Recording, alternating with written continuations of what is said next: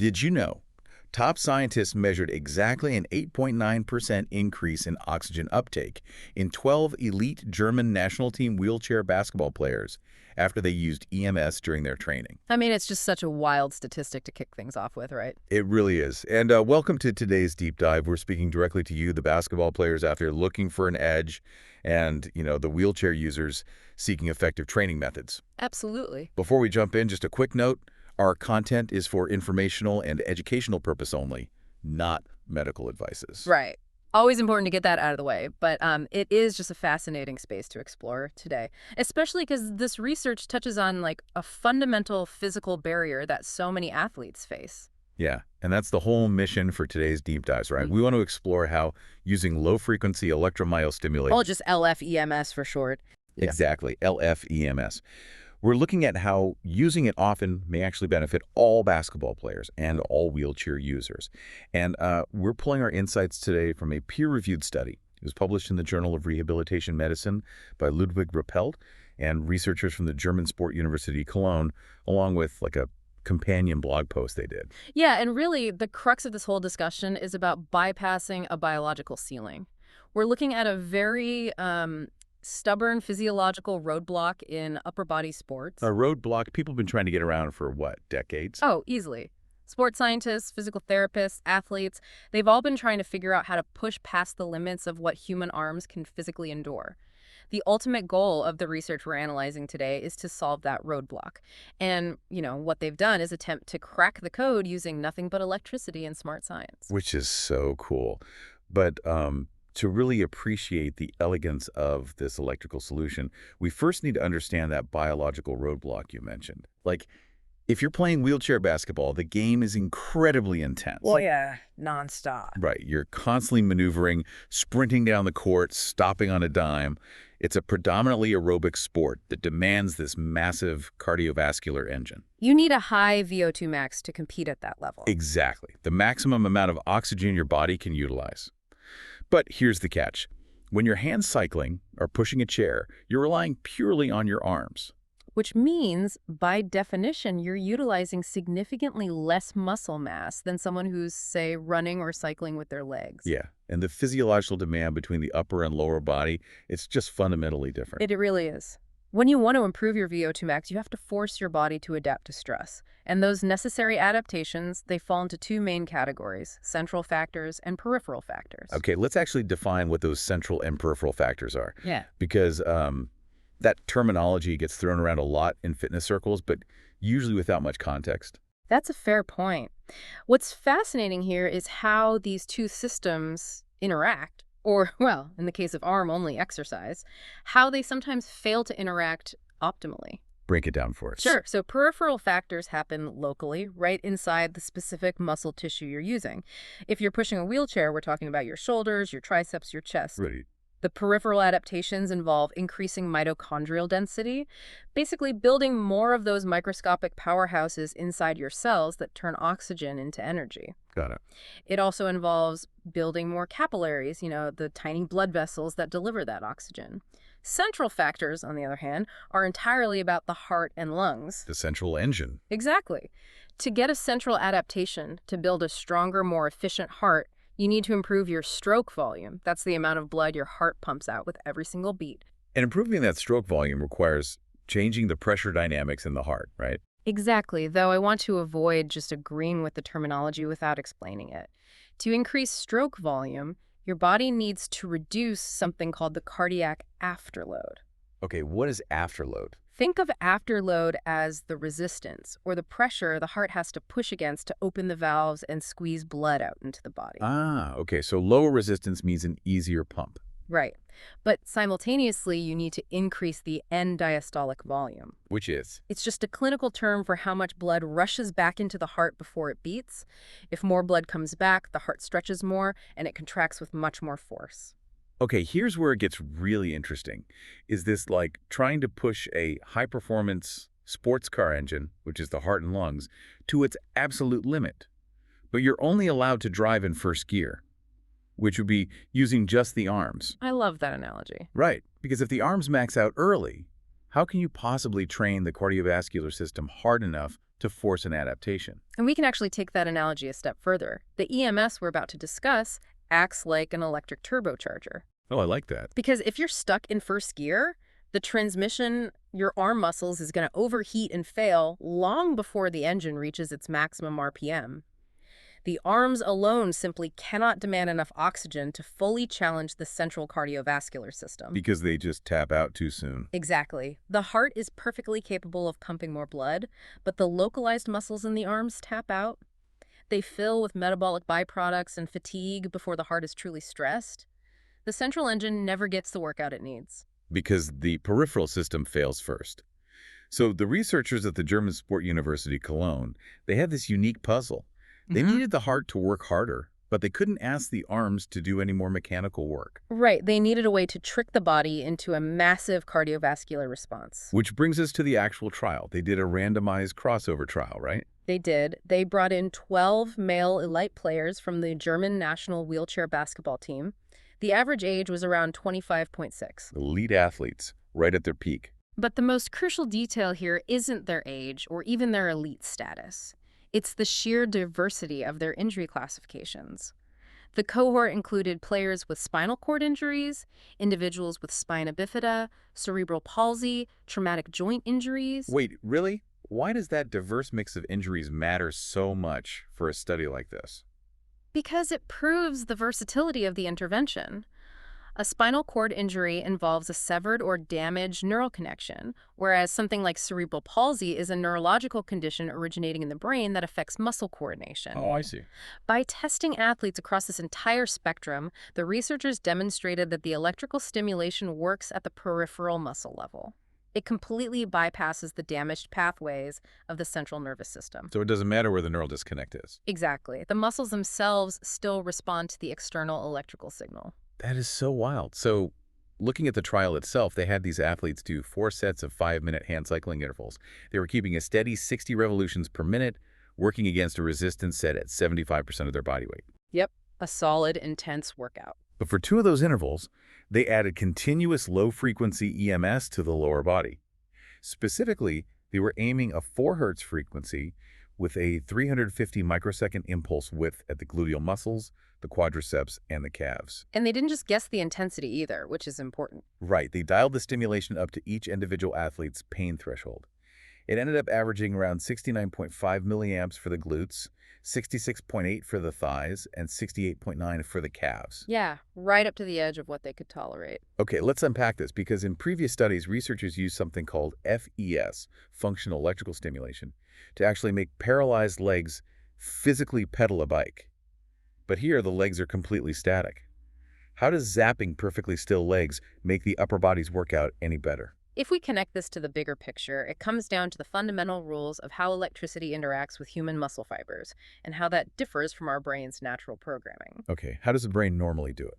When you voluntarily lift a weight or push a chair, your central nervous system follows a strict order. It recruits slow-twitch endurance muscle fibers first, because they're efficient. It only calls in the powerful, energy-hungry, fast-twitch fibers if the load gets really heavy or, you start fatiguing. But external electricity doesn't follow those rules. Not at all. EMS recruits motor units in a non-selective, totally unnatural pattern.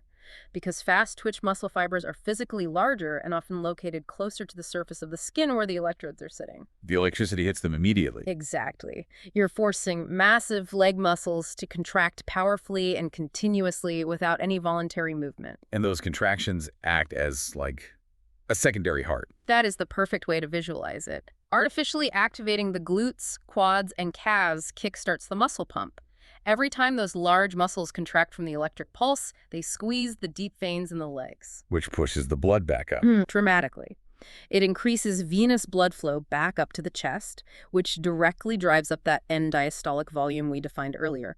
The heart suddenly has this massive surge of blood rushing back into its chambers. So it has to stretch and work harder. It has to beat more forcefully to clear that volume, which massively drives up the body's demand for oxygen. In fact, to prove how potent this mechanism is, the researchers cited a previous pilot study using this exact same EMS technique on able-bodied participants during hand cycling. And what did they find there? They recorded a 39.7% increase in oxygen uptake. Wait, almost 40%? That is a staggering jump in oxygen demand just from buzzing static legs. It's a massive physiological response. Now, the researchers didn't expect a 40% jump in this specific wheelchair trial because wheelchair users generally have less muscle mass in their lower extremities due to atrophy. Right, less muscle mass would mean a weaker muscle pump. But the pilot study proved the mechanism was incredibly sound. Which means this technique has immense potential to benefit all basketball players and, frankly, all wheelchair users, not just one highly specific clinical subset. Correct. But, as any scientist will tell you, a sound theory still has to survive contact with real-world testing. So let's look at what happened when they hooked these elite athletes up to the spirometry masks to measure their breath-by-breath gas exchange. The data showed a statistically significant, undeniably large effect. Let's hear the numbers. When the athletes were hand cycling normally, without this stimulation, their oxygen uptake hovered around 17.60 milliliters per minute per kilogram. Okay.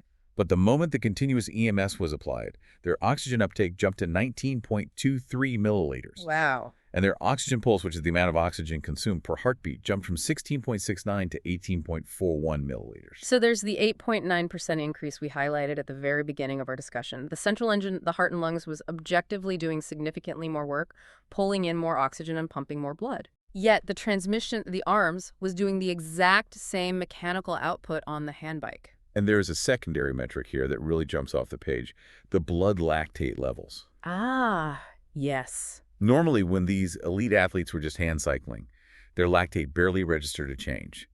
It crept up by a negligible 0.04 millimoles per liter. Pretty standard. But during the EMS intervals, that lactate spiked by 0.31 millimoles per liter. So what does this all mean? We often talk about lactate as the biological check engine light for fatigue. If their bodies are suddenly demanding almost 9% more oxygen, and their blood is flooding with significantly more lactate, shouldn't these players feel completely exhausted? That assumption leads us to the most surprising insight of the entire study. Really? Yeah. The scientists tracked the athlete's rating of perceived exertion, or RPE. It's a subjective scale where the athlete points to a number indicating how hard they feel they're working. Okay, so what did they rate it? During normal hand cycling, the effort was rated at a 2.92. During the EMS hand cycling, it was a 2.65. Statistically, there was no difference. Wait, what? So despite the heart pounding harder and the blood flooding with lactate, the physical exertion felt exactly the same to the athletes. Exactly the same. If you're listening to this right now and you use a wheelchair daily, think about what this means for your own routine. You could theoretically get a vastly superior cardiovascular workout without making your arms feel any heavier or more burned out.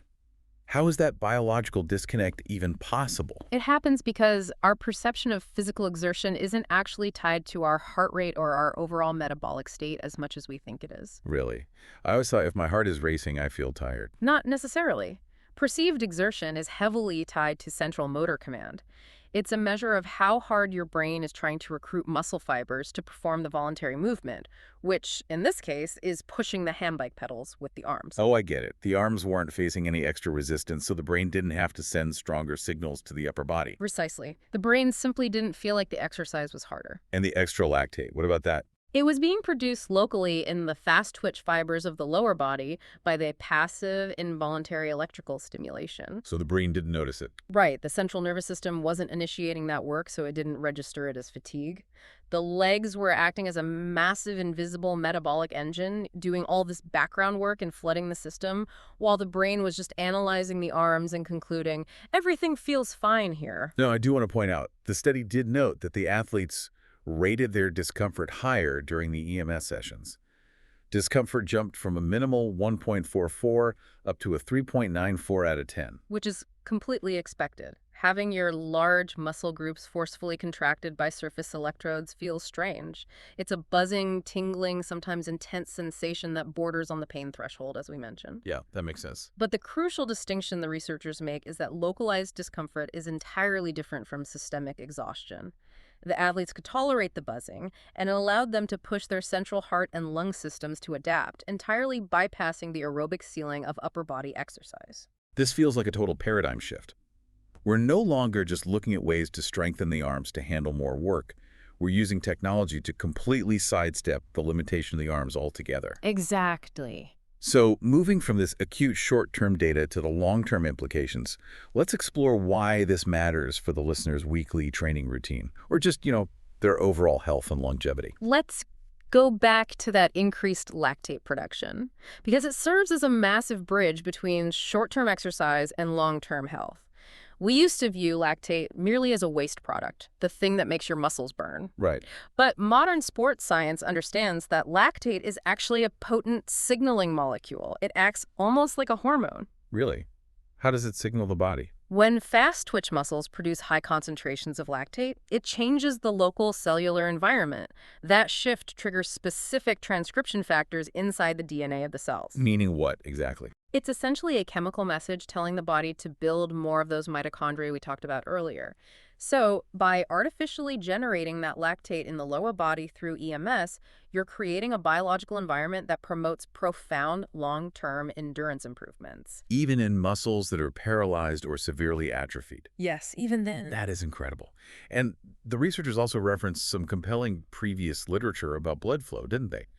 They noted that when electrical stimulation is applied to the gastrocnemius muscle, the calves, it's been shown to increase blood flow in the popliteal artery by 13%. They did note that, yes. Could this mean we're looking at a 2-for-1 benefit here? Like you get a stronger, more efficient heart for the basketball court, but also a massive preventative health benefit for the lower body itself. This raises an important question regarding the daily reality of long-term care. For everyday wheelchair users, cardiovascular health is vital, but so is tissue viability.